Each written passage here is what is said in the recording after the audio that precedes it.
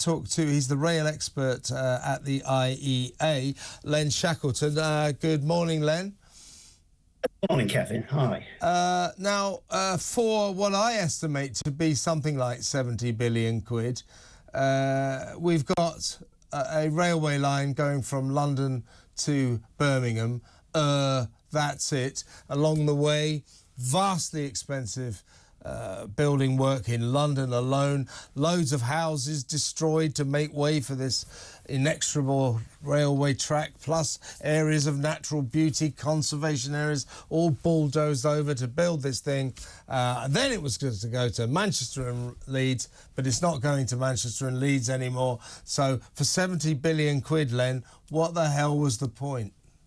It's been a colossal disaster, Kevin. You're absolutely right. What do we do about it now? I mean, if it's just a rump, Birmingham to London, as you said, there are actually 3 ways you can get there by rail already. You can go from Paddington, you can go from Euston, you can go from Marylebone. But instead we have to go from Old Oak Common or somewhere 6 miles outside the centre. Fantastic. Be a shuttle service, nothing more. And moreover, since it has a stop at somewhere called Birmingham Interchange, it won't even be a non-stop ride to Birmingham. It'll be a slightly faster version, a hugely over-engineered version, as I think Peter Hitchens was saying before on your programme. It's amazing engineering achievements, actually, in some ways. You've got this 10-mile tunnel under the Chilterns.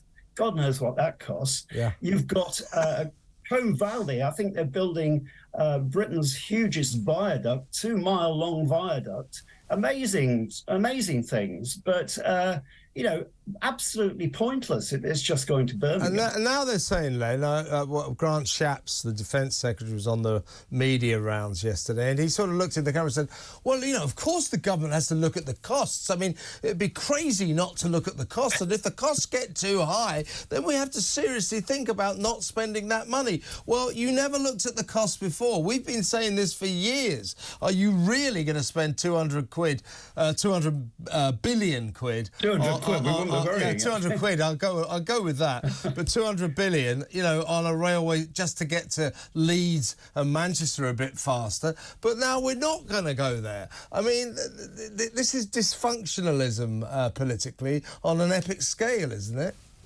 Well, it's very bad, I think. It demonstrates how feeble we are at getting any infrastructure project done. I mean, we've now finally got Crossrail. That cost billions more than it was originally planned. At the IEA, my former colleague Richard Welling's been going on about this for years. I mean, the IEA had been saying this was nonsense, right, almost from the off. The thing was getting out of control. There is a question, though, about Kevin, which I think is worth bearing in mind. Were we to cancel this whole thing, there are huge costs associated with doing that. I was looking this morning at the figures. There are 29,000 people currently employed on this project. And a lot of them on huge amounts of money. I'm going to have to go, Len, because time has run out, but really good to talk to you. Thank you so much.